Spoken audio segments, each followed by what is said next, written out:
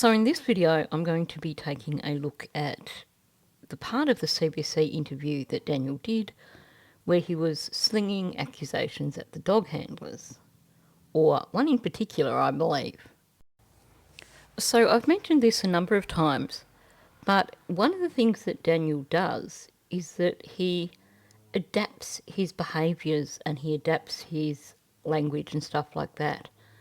So he's basically learning from watching YouTube channels, from following Facebook pages, and adapting as he goes along. And this part of the interview is another example of how Daniel has adapted, because what you are seeing here is a classic case of deflection. He's now playing the victim. He's having trouble getting people to actually sympathise with him because his previous strategies are starting to fail.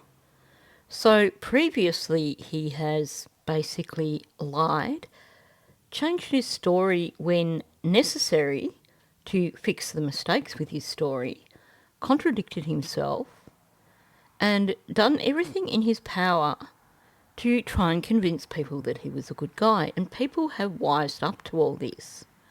So he's moving on to this new strategy, and that is play the victim.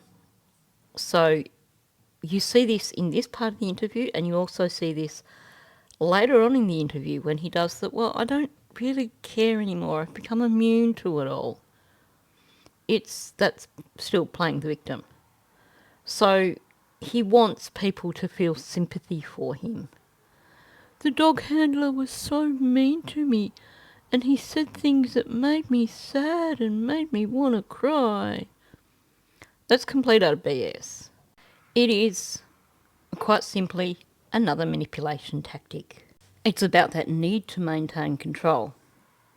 You call someone out and they turn it back on you and they play the victim.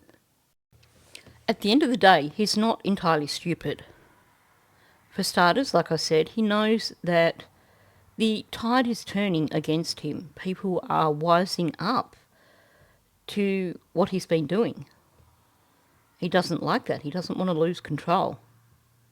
But not only that, he knows full well that them taking the dogs onto his property definitely shows that they are considering him as a suspect. He knows that if the RCMP believed the story of the children wandering off into the woods, that having already thoroughly checked the property previously, that they wouldn't feel the need to bring the dogs in and go over the property with the dogs. But he doesn't want the public to realise that. He wants to maintain control. So how do you do that? You deflect. You distract people from the issue at hand. So the issue now is not that the dogs were actually looking at the property, checking inside the house, but that this handler was, in Daniel's opinion, acting unprofessionally and picking on him. He's tried so many other strategies. He's tried convincing people that Malaya's the bad person. Must be Malaya because she left. What mother leaves when their children are missing? And then people gradually learned about the abuse that was going on, and people realised that actually Malaya left because she knew that her children weren't alive. That didn't clear Daniel.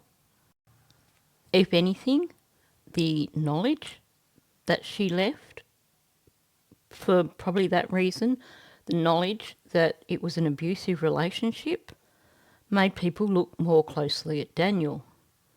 So he kept trying to push that you need to be looking at Malaya, and he tried the very subtle manipulation of people. Not outright blaming everything on Malaya, but leading people in that direction. When that didn't work, when people started to say, well, hang on, maybe Malaya left because she knows the children aren't alive. Maybe the reason Malaya isn't talking to Daniel is because she knows he is responsible. So how do you get control again? You bring in your friend Durwood, who comes in with this story about Malaya packing the kids off in a car and somebody hiding them away.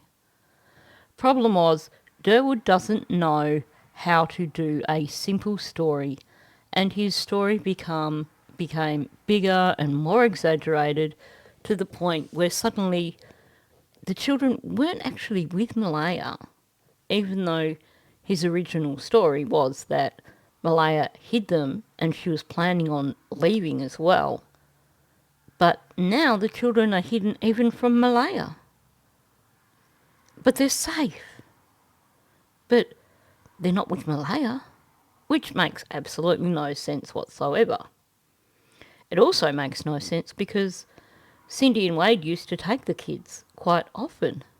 Well, I don't know if it's quite often, but they used to take the kids for a visit and collect them from the property.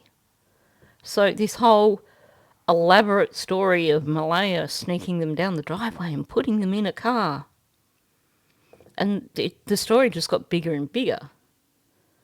And people suddenly realised that Durwood was nothing but a complete utter twit making up a story. And I know there's still people who believe this theory, but sadly it is not true. So what does Daniel do from there? He is now still hinting at that story, trying to convince people that that story is real, but without actually adopting Durwood's story directly. Trying to convince the people who are not so good with logic and critical thinking that, yeah, Malaya is responsible for all this. She's hidden the kids and he's confident that the children are still alive. But the problem is, again, for Daniel, that so many people see through that BS. They look at all the information that they've been given and know that it's not truthful. So this is when we get to the point of deflection. He is now playing the victim. Of course, alongside all this, we've had all these sock puppet accounts coming into people's chat rooms, coming into people's comment sections on their videos, trying to steer the narrative, attacking creators for basically pointing out what is obvious and logical, and trying to sway people's opinions. All they're achieving really is just getting people angry and annoyed with them. So like I said, Daniel needs a new strategy. This is playing the victim, trying to deflect, feel sorry for me, I'm a good person, I'm being harassed and picked on. It's classic playbook for someone who has to maintain control. So with that said, I've just been going on about this for quite some time, but I thought I needed to explain quite clearly what is going on here before we actually jump into the audio. So let's get on with it. You were mentioning that you had a bit of a tense reaction with one of the dog handlers. Can you tell me about that? Yeah, it was a little bit heartbreaking and saddening to hear what the words that came out of his mouth. And for me, all I was trying to do was ever help. Like that's all I've been doing is cooperating, and to see that and hear that, I mean, it was pretty saddening. So the first part of what he's saying when he's saying, oh, it's a little bit heartbreaking and saddening to hear what words that came out of his mouth.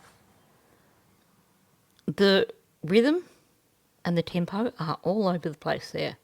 He is constantly pausing, trying to figure out what he's saying here. So there's just pause after pause. You get your filler in between. So you'll notice that in between all these breaks and stuff, his sentence isn't a full sentence. His sentences aren't full sentences, I should say. So this is one of the signs when someone is basically not being truthful. If he was expressing his true feelings here, then it would just come out fluently. There wouldn't be the stopping and starting. There wouldn't be all the pauses. There wouldn't be the slowing down of his speech. And you wouldn't have a sentence being changed midway. So, saying, saddening to hear what the words that came out. That's not even like proper grammar. What's interesting is that before he comes out with heartbreaking and saddening, you see him lock his lips. So clearly, in his brain has come up with the right description for what would be appropriate for exactly how he was feeling. And he's basically blocked that and instead come out with heartbreaking and saddening, going for the sympathy. I'm willing to bet that in his brain, it was more about it being something, a cause of anger, a cause of frustration. Because like I said, this guy likes to be in control. He likes to be believed. So if this dog handler called him out, and I suspect that he may have done, the guy's a senior sergeant, he knows what he's doing. So if he intentionally pushed Daniel's buttons, Daniel wouldn't have been sad over it. You call someone out and they know they've been caught out. They don't become sad or heartbroken. They become aggravated. So whatever his true reaction was, it wasn't heartbreaking and saddening. We get the locked lips before he says that. His brain stopping him from saying the wrong words, making sure that he continues with his narrative. And then we get a lot of head shaking going on. So he's like, for me, and you get another pause and the head shake. And then this is when he goes into fast forward mode. He's hit the part of his narrative that he has rehearsed and said over and over and over. So he knows he can spit it out really easily. But of course, he doesn't want people to question him on it. So this is where you get it coming out at rocket speed. This is Rocket Man Daniel, who runs ahead of the helicopters, is now speaking faster than a helicopter. When he's basically saying all I was trying to do was ever help. That's all I've been doing. Because he doesn't want anyone to argue that point. It's something is well rehearsed, he knows what he's going to say, but he's also wanting to get it out quickly so there's no arguing over it. And the whole time he's saying that, he's shaking his head. He's telling us that that is not all he was ever trying to do. And you'll note that he trips up over his words here. He's trying so hard to get this out really quickly that he trips up over his words and is all I was trying to was ever help. That's not even English. Now, what I find curious is when he says to see that and hear that. What exactly did he see? Because he's talking about a conversation. So his narrative's got a little bit lost here. I think that this may suggest to us that actually what he's talking about is not something that has come directly from one of the handlers. Maybe the handler did ask some difficult questions, but I'm thinking when he says to see that, I'm thinking that this is something that he's read somewhere and he's now putting it on the handler, which brings into question the whole thing, doesn't it? Did the handler really go at him? Or is this something that he read on a Facebook page and he's going to blame it on the handler because that gives him sympathy? Like I said, I do think, given that these are experienced Mounties, I do think that this senior sergeant may have put a bit of pressure on him. But the details that Daniel's giving, I strongly suspect that a lot of that is coming from stuff he's read on Facebook, not directly from this dog handler. Slipping in the to see that tends to give it away a little bit. The other thing that gives it away a little bit is after he's said to see that and hear that, he shakes his head and then he goes, I mean, and you see the sides of the mouth twerk up a little bit again. A little bit of that Daniel Duper's delight happening. He thinks it's a good story. He thinks this is a story that he can hang on the dog handlers.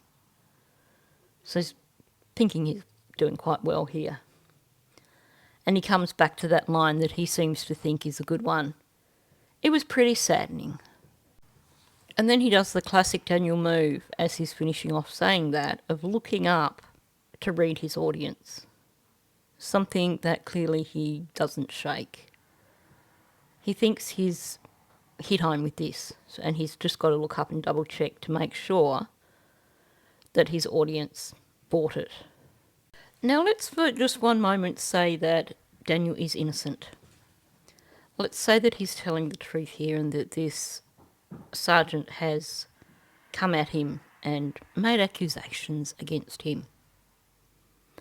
If you were an innocent person and someone came at you and made accusations against you, and you had, as Daniel claims, been cooperating with the RCMP, you'd built up a good relationship with the RCMP, you wouldn't be describing your reaction as saddening and heartbreaking. You'd feel betrayed. You'd feel hurt. But instead, Daniel is using these very, very generic words. To him, they probably seem like the right words to use, because he is trying to play the victim here. He's trying to elicit sympathy. And if you want to elicit sympathy, then you have to try and show that you've been hurt. But in his mind, the best way of doing that is to say it made him sad. It's like Janie with her fake crying. It seems to be the go-to quite often with people who are trying to pretend that they're innocent when they're not. They go for the fake crying, or they go for the saying they're sad. And they're not really describing the right emotions or showing the right emotions, because they're not actually feeling what it is they're telling you. The other thing amongst all this is this attempt at emotional manipulation. I tried to do a good thing and it backfired and hurt me. Him saying, all I was trying to do was cooperate. That's all I've been doing is cooperating. Well, that is basically, it's that after all the things I've done for you kind of response. This, of course, is nothing new for him. He's been using this from the beginning in all his interviews, but he kind of lost sight of it for a while. But now he's going back to it because he's working really hard to get sympathy, to get people back on his side. So now it's, I did nothing wrong. I was just trying to be helpful. And cooperating.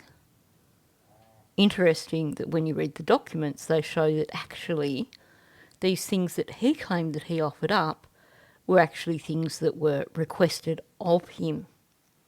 So he's kind of flipped the narrative a bit there and tried to convince people that he's the one that was offering all these things and being super cooperative.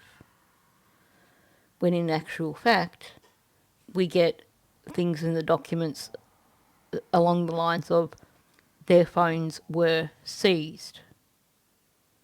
We even have one interview where Daniel admits that their phones were taken because he kind of forgot in between. He was trying to basically make Malaya look bad and forgot his own narrative about being cooperative. So as he's trying to make people see, look, they had to actually take Malaya's phone, he shot himself in the foot. So in this attempt to gain sympathy, he's gone back to the original narrative of he was trying to be helpful. He was offering everything up himself, not that it was being asked of him. What did he say?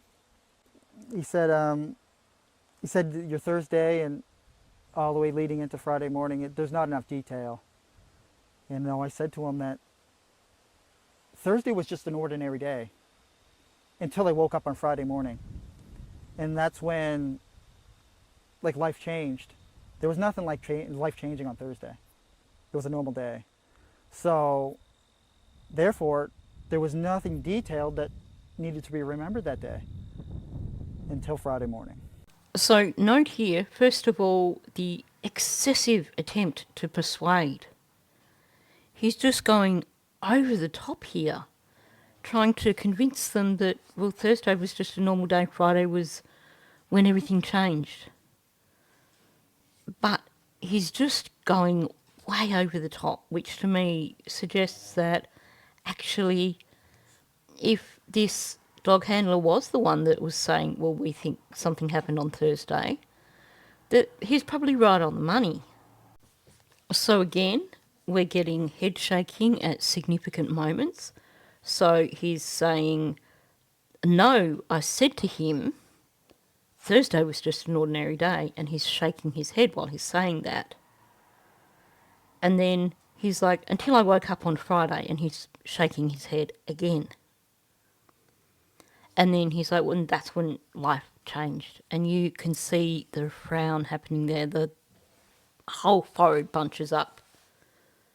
So I think what he's referring to here in terms of life changing on Friday, in his mind, yes, life did change on Friday because that's when the RCMP became involved. And that's when people started suspecting him. I wouldn't be surprised that up until that point, he probably thought that they were going to get away with claiming the children wandered off into the woods and things would be left at that. Again, you've got this complete lack of tempo, a screwed up rhythm completely. There's pauses everywhere. You get your thrown in around the place. He's really struggling here to spit this out.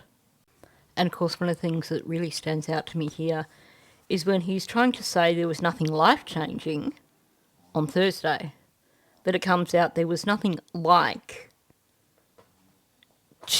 life changing. So he's stuttering over life changing.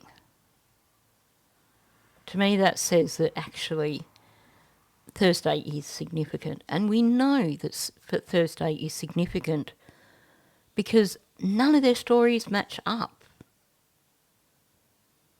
Nothing about Thursday matches. From Thursday afternoon, their stories are all just clashing. Daniel's especially. I've said this in a previous video. If you take out Daniel's Thursday afternoon timeline, then you can almost fit the timeline together between Janie and Malaya. Almost. But even theirs don't quite work. Okay, this is the point where I just mentioned that after several days of crappy weather, Mouse, the Chihuahua pup, has got a little too much of the crazy energy happening right now because he hasn't been out for walks. Yeah, they've got a massive backyard, but he loves going for walks and checking out the neighbourhood. So you're going to hear all this scratching and craziness going on in the background. It's been one of those days. I'm several hours behind schedule because of crazy puppies. But that's life, hey? Okay, getting back to this. So, another thing that he's doing here is he's using a like non-stop. He's using it as a filler.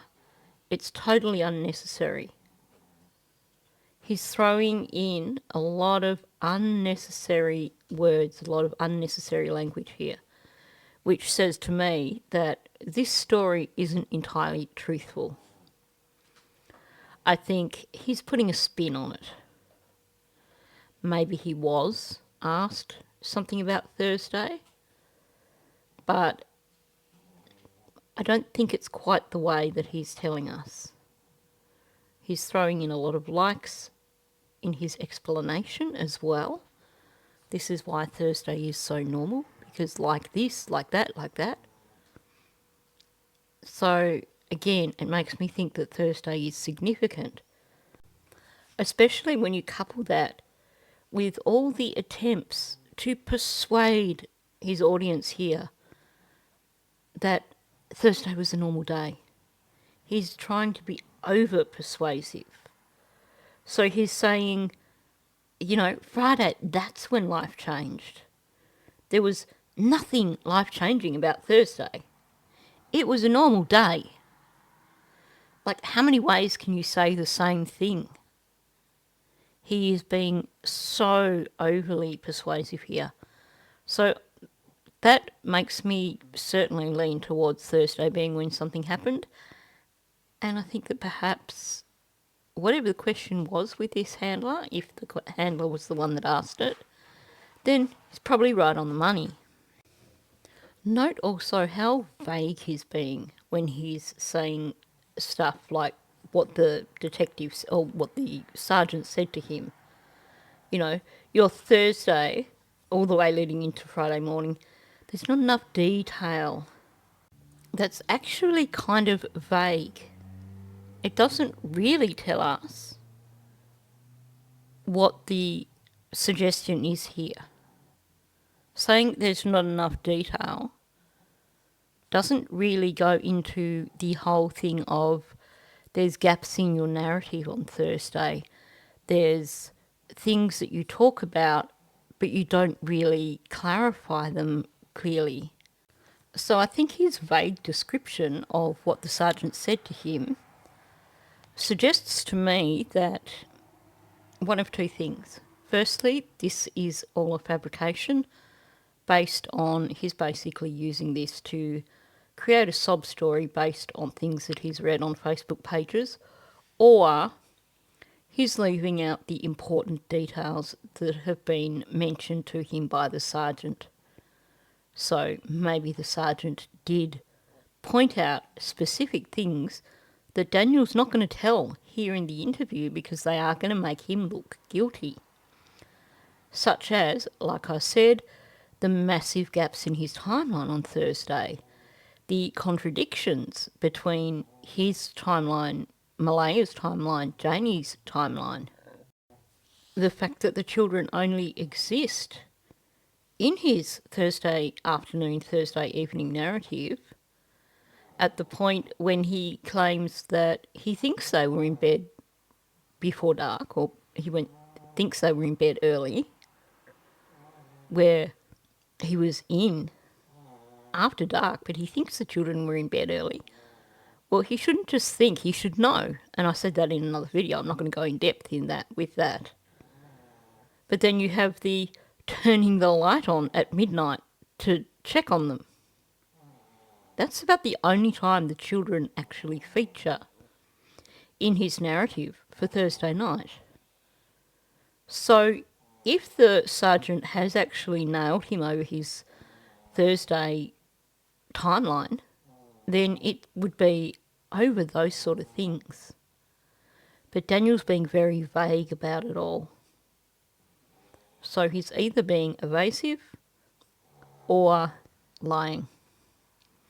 As for his account that he's giving us here, that's just pure BS. Like I said, this is where he starts throwing all the likes in and all the extra words. You have all the pauses. You have him shaking his head in terms of, no, Thursday was just a normal day. You have him being overly persuasive when it comes to Thursday. But then you have this really odd thing that he says. Thursday was just an ordinary day until I woke up on Friday morning. The topic of that sentence is Thursday. So if you take that literally, then what he's saying is that when he woke up on Friday morning, Thursday was no longer an ordinary day. There was something significant about Thursday, which could be suggestive of basically these overnight 5-speed runs to wherever that the neighbour talks about. Maybe Thursday, up until the point where something happened, was normal. And it all fell apart. And then Friday morning, suddenly that's when the crap hit the fan, basically. It's a form of leakage, basically. He's trying to say Thursday was normal, but Friday was when everything fell apart. But he's basically put it in the one sentence with Thursday being the topic. So without even realising what he's doing, he's basically merged his timeline. And he's trying to say, yeah, Friday, that's when life changed. But he's still talking about Thursday. So without realising it, the leakage here is he's saying life has changed and he's still talking about Thursday. That is the topic of his sentence. He has not, in his sentence, moved on to essentially then Friday happened and this is when it changed. He's saying Thursday was normal up until this point. He's just doing so much garbling too about Thursday and Friday, trying to convince his audience that Thursday is nothing to be bothered looking at. Thursday is insignificant. But it's, like I said, you get this odd sentence where in fact the subject is Thursday, even though he tries to make it about Friday. And you have the repeated attempts to convince his audience that Thursday was normal. But the other thing that he's doing here is one of the words that really stood out to me was he says Thursday was a normal day, so therefore... Now, therefore is written language. It is more formal language. So hearing him say that in this sentence says to me that this is basically something he has rehearsed in his head, which is always a red flag. The moment you start hearing slightly more formal language like this, the moment you start hearing language that is more what you would expect in written language, then you know they've been rehearsing it in their head, which is usually a pretty damn good sign that it is fictitious. So this whole, therefore, there was nothing detailed that needed to be remembered. Note here the absence of I statements. There was nothing like life changing on Thursday. It was a normal day, so therefore there was nothing detailed that needed to be remembered. When you have this absence of like in what someone is telling you in a retelling, then also that is usually a sign of deception. The only time he uses I in this entire super long, garbled, waffling description is, I said to him, and I woke up on Friday. Well, we know that he's had some sort of conversation with the sergeant, so we know that's truthful. And we know that he woke up on Friday. Everything else is in general terms. This whole Friday versus Thursday narrative that he's giving here is complete and utter BS. To me, listening to what he's doing here tells me that, yeah, we do need to focus quite heavily on Thursday. We are certainly on track here. The thing to me that's less clear here is his vagueness about the question from the sergeant. Is this because he's trying to avoid actually saying what the sergeant said because it's going to incriminate him? Or is this transference? Is he saying this, but it's actually something that's being questioned on Facebook and it's actually not a question from the sergeant? I am leaning towards, since this guy is a senior sergeant, someone extremely experienced, I am leaning towards him quite possibly wanting to bust Daniel's balls. Daniel was probably being super arrogant when he got there, trying to convince this guy. He probably misread the situation completely and thought that these dog handlers were just that, dog handlers, not actual RCMP staff. And I've said this in previous videos. This is a new program. This has only been going since 2016. I think there's only like 8 dog teams in Canada at the moment. So to be selected to be a dog handler, these guys are the cream of the crop. They didn't just pull them, it wasn't like pull a name out of a hat, go into your local Mountie office and pull a name out of a hat. They would have had to have put in an application. They would have to have a proven service record, a proven record of reliability, a proven record of getting results. So I suspect that Daniel has tried to, he's gone in there, he's probably thought, these guys are complete rookies, these guys know nothing about the investigation, they're outsiders, they're only dog handlers. And he's probably been talking himself up,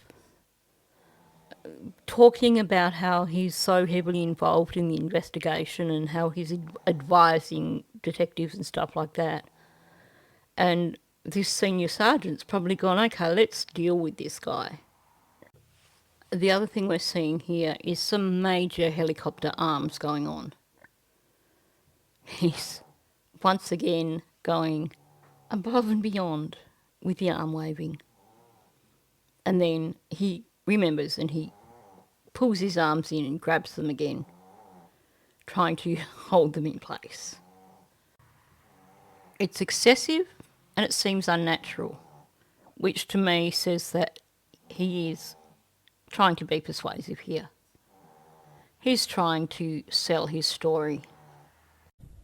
So he was mentioning something along the lines of something happened Thursday night, Yeah. and your story isn't matching up? Yeah, well, not just matching, it didn't have enough detail for him, personally. And then that's when I asked him, do you know anything on the case? And he said, not really. I've seen you on the news once. And that kind of alarmed me, or, shocking, because you're having somebody that's trying to get you to admit to something and they don't know any details. So therefore, my Thursday didn't have any details. Your knowledge of the case didn't have any details. So you shouldn't try to force something on me without knowing any of the background. So I'm just going to point out that these CBC reporters clearly do their homework before they do these interviews, because I believe that she has been following what's been going on YouTube, what's been going on social media, based on the way she's asking this question. Because when you look back to the messages that were shared by that FOG channel, whatever it's called, his narrative there is a bit more specific. He's trying to sell his story a bit harder there, I think, in this instance, because he knows that it's national media and that it's going to be seen by lots of people. He's dialing it back a bit.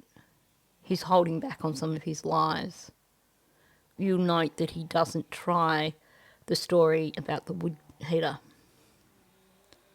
But what is significant here is that she's asking for some clarification. She says, so he was mentioning something along the lines that something happened Thursday night and your story isn't matching up. So that's actually going a step beyond what he was saying there, because he was just trying to be very vague about saying he decided there weren't enough details about Thursday night. So she's gone the step further, which is why I said I think that she's doing her research. She's following what's happening on YouTube, what's happening on the Facebook groups. She knows what the discussion is in the background. So asking for the clarification, is he saying that your story doesn't match up? Which we know is the case. His story does not match up. What does Daniel do here? He goes on the attack. Straight up, he's in defence mode. He wants people to believe that the sergeant that was handling the dog is the bad guy here. He wants people to believe that the sergeant is at fault here, not him. Funny thing is, the comment section of most people's videos these days, you see this exact strategy happening from the same little group of people who are clearly connected to Daniel or are sock puppet accounts for members of Daniel's family. And this is a classic strategy with basically trying to deflect from the lie. So he doesn't want to look bad here. He wants to make the dog handler look bad. He wants to deflect from the fact that, yeah, Thursday night is a problem. So he's moving away from the topic of Thursday night, instead focusing on this dog handler. He's just, he knows nothing. He's ignorant. He doesn't know the facts of the case. So he starts with it didn't have enough detail for him personally. So he wants his audience to make the connection there. He's basically expecting people to imply the answer here. The answer being that this guy is actually being unreasonable. He is wanting the audience to imply that this story has been run through with the regular RCMP that he deals with all the time, and they've got no problem with it. It's just this guy who's got the problem. Him personally. He's making sure that the audience understands that the problem is not with Daniel. The problem is not with Daniel's story. The problem is with this sergeant. Don't look at me. Don't look at what he's saying in terms of there being an issue with Thursday. It's him personally who's got the problem. the audience is expected here to nod their heads and go, yeah, so clearly the RCMP who you've been dealing with personally, who consult with you as their personal advisor, they don't see a problem with it. And then he has to double down on all this. And I wouldn't be surprised, based on the answer we're getting here, that this may have happened. This is the second time when he reports an answer from this sergeant where he makes it sound like this sergeant is an imbecile. But when you read between the lines, it sounds like the guy was taking the mickey out of him. Because he said, and that's when I asked him, do you know anything on the case? Like, oh my gosh. I'm going to say this is one of Daniel's favourite questions, because you see this pop up in people's chats. You see this pop up in people's comments on their videos so often from various SOC accounts. So it seems like he's been practicing this on social media. Now, whether or not he actually did ask this of this sergeant, we don't know, because he's not very good at telling the truth. But I think if I was a senior sergeant and he asked me a question like that, I'd probably give him a dose of sarcasm as well. So after saying that he asked him, do you know anything about the case? He said, not really. I've seen you on the news once. So one of two things is happening. If this is truthful, then basically this sergeant was taking the mickey out of Daniel. Of course they have been briefed before they go in there. They will have been thoroughly briefed so that they know what they're dealing with there, so that they are aware if there's any conversations with these individuals on the property, so that basically if they have these conversations, they know what the situation is. They are an asset not just as dog handlers, but as additions to the investigative team. You have an opportunity to throw someone into the mix who isn't seen as one of the team, then of course you are going to brief them beforehand, just in case they do get the opportunity to ask pertinent questions of particular individuals, which may get them off guard and get answers out of them because they don't think they're dealing with someone who is an integral part of the investigation. I think when you look at the rhythm and the tempo, when you look at the language, it's quite possible that this is how the conversation went.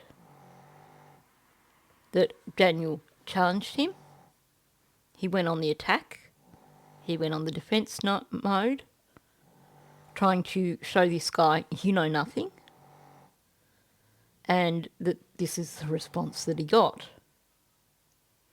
And now he's putting this on for the audience, saying that it alarmed him and it was shocking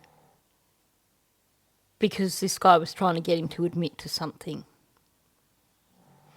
Well, I'm sorry, but if you are innocent, why would it alarm you? Because it's not like you're going to admit to something that you didn't do. It would only alarm you, make you a bit nervous, if you were a bit worried that you were going to give yourself away and say the wrong thing. So this is actually more leakage from Daniel. Like I said, he's in full-on attack mode here. He is trying to discredit them to cover his ass. So he's like, It alarmed me. It was shocking. Because he's trying to make me admit to something that I didn't do. Why would it be alarming then? Because obviously you would just laugh it off and say, yeah, right, yeah, I did that, You would probably make a joke of it. But here's the thing.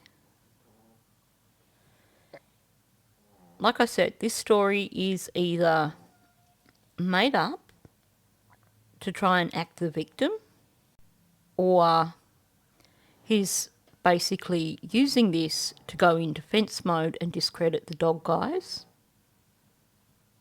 all of which point towards deception. If you are totally innocent, why work so hard to go on the attack?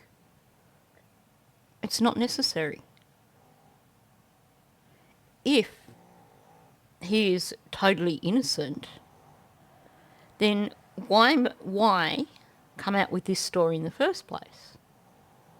Like I said, if the conversation about Thursday, Friday is made up, well, if you are innocent, it's not even going to pop into your head. He's trying to play the victim. He's trying to discredit the dog handlers. He's on the attack mode. This is not how someone acts when they're innocent. This is how someone acts when they are guilty, when they are lying, when they are being deceptive, when they are trying to cover their ass. And he's going all out with this attack, because then he goes on to say they didn't have any details. Therefore, Thursday didn't have any details. Your knowledge of the case didn't have any details, so you shouldn't try to force something on me without knowing any of the background. There is a massive, massive hole in that bag of garbage, and I'll tell you exactly what that is. He's claiming that this guy knows nothing about the case. This guy doesn't know any of the details of the case. That the only thing he knows about the case is what he saw on the news. Now, I think most of us have seen pretty much every news article that's been put out by mainstream media. And you know what's missing from those news articles? Any suggestion of anything to do with Thursday night. The mainstream media are playing it safe and sticking with the narrative of these children wandering off into the woods. You have these special interviews from CBC and the Globe, I think it is. But in terms of mainstream media with news reports, they are playing it safe with the official line of these children wandered off into the woods. So if this guy supposedly the only information he has is from watching one news report, then you can't turn around and claim that he has no knowledge of the case. Because he wouldn't know anything about Thursday if that was the only knowledge he had. So he wouldn't be asking you about Thursday if that was the only knowledge he had. And what Daniel seems to be forgetting here, which he mentions later on in the interview, is that apparently he had quite a lengthy conversation with this sergeant over the timeline. So saying that this guy didn't know anything makes no sense, because it sounds like basically Daniel then tells us this guy had a 20-minute conversation with him where Daniel gave him all the details of Wednesday and Thursday.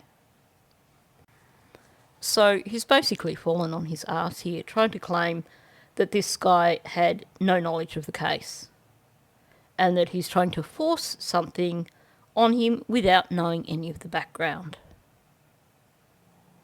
Even though he then contradicts himself 2 minutes later.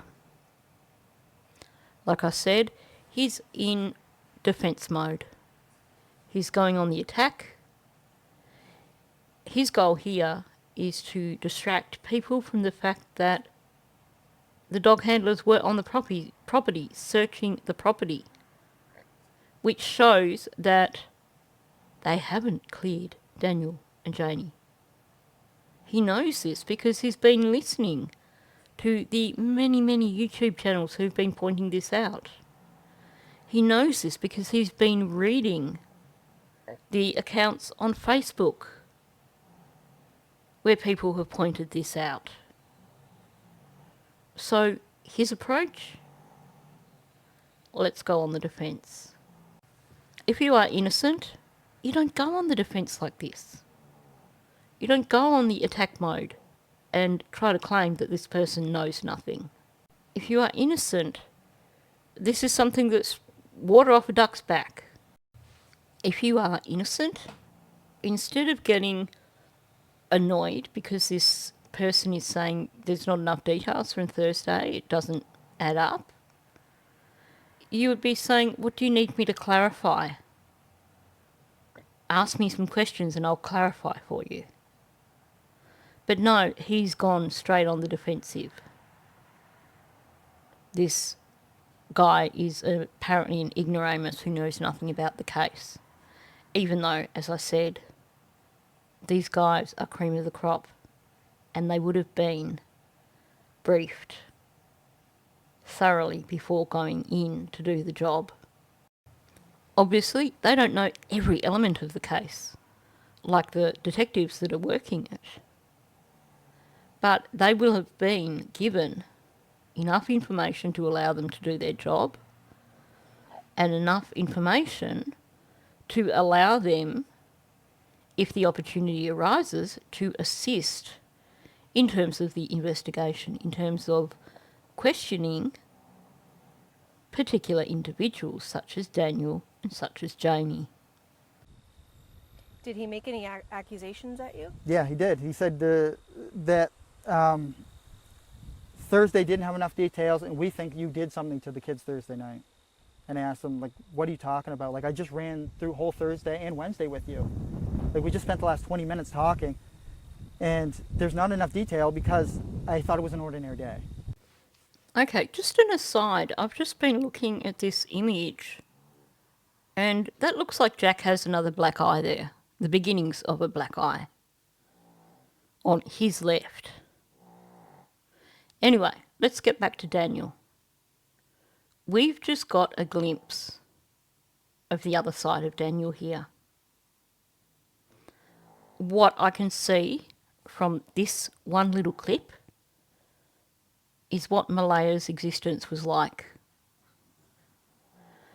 This is an individual who can become a little bit frightening at the tip of a hat. Someone who you don't want to say the wrong thing because you might upset them. We see him showing physical and verbal aggression here from the get-go. So clearly there was an interaction with the dog handler. And I'm going to say that the dog handler did call him out. Because what we're seeing there is verging on simmering into a rage. So he's just finished saying try to force something on me without knowing the background. And as she's asking the questions, did he make any accusations at you? You see the crossed arms and he's swaying. But it's not just that his arms are crossed. His muscles in his arms are flexed. This is an aggressive stance. What we've seen here is someone going from a slightly cocky attitude to an aggressive attitude within a matter of minutes. This is Malaya's existence. Now, in an ideal world, yes, she should have got out of that relationship long before things came to a head. She should be speaking up about whatever happened to these children. But from looking at his body language there, that made me nervous. And I'm just looking at it on the screen. So I wouldn't be surprised if Malaya's a little bit fearful still, despite being on the reservation, despite being somewhere where she should be safe. Because what I see here is someone who can become very aggressive very quickly. So this is where she's trying to get clarification from him. So even she sees that what he's saying is kind of woolly and lacking in specifics in terms of just what it is that the sergeant was asking of him. So she makes a direct question. Did he make any accusations at you? Now, this is where I think, I've already said before with one of the things she said, but this certainly makes me think that she is trying to prompt him for that wood stove story that he gave to that fog woman, where he claimed that the guy had asked him if he had put the children's remains in the wood stove and said that the dogs can track the scent even still. But it seems like he's forgotten that. So that makes me think that he made that bit up. He's gone straight into anger here. So he's forgotten that part of the narrative. So that, yeah, the fact that it doesn't come out here at a point when he becomes angry, if that was something that was genuinely said to him, you would expect, now that he has tipped over into anger, that would be the first thing that he spits out here. But it's not. He's completely forgotten it. Instead, he goes just back to what he was saying before. He said that Thursday didn't have enough details. And he's frowning there. You got this major scowl starting to happen. And we think you did something to the kids Thursday night. And I asked him, what are you talking about? Like, I just ran through whole Thursday and Wednesday with you. And here, he's basically saying this is the guy's fault. You're an imbecile because I didn't give you extra detail because it's not important. So it's, once again, don't look at me, it's not my fault, you're the one who's, you're ignorant. He's like, says, we just spent the last 20 minutes talking and there's not enough detail because I thought it was an ordinary day. This is the first time I've seen his nostrils flare like this. He says, when he's saying, we've just spent the last 20 minutes talking, his nostrils start to flare. His hand movements have become quite sharp and his arm muscles are tense. He's got his muscles clenched in his arms. His eyes are narrowed. And he's got that furrowed brow happening. This guy is oozing anger and aggression. And what is this anger and aggression over? Over being asked or being told, we think you did something on Thursday. His reaction here is telling me that this interaction definitely occurred. Not only that, his response to this suggestion that something happened on the Thursday suggests to me that definitely something happened on the Thursday and that it's pushing him towards a rage because he expects to be believed. He is so confident in his narrative. He is so confident that he has everyone fooled, that being challenged on it is when the rage comes out. This is a classic example of someone who has that need to control. He does not like to be challenged, and being challenged makes him angry. Clearly, he doesn't realise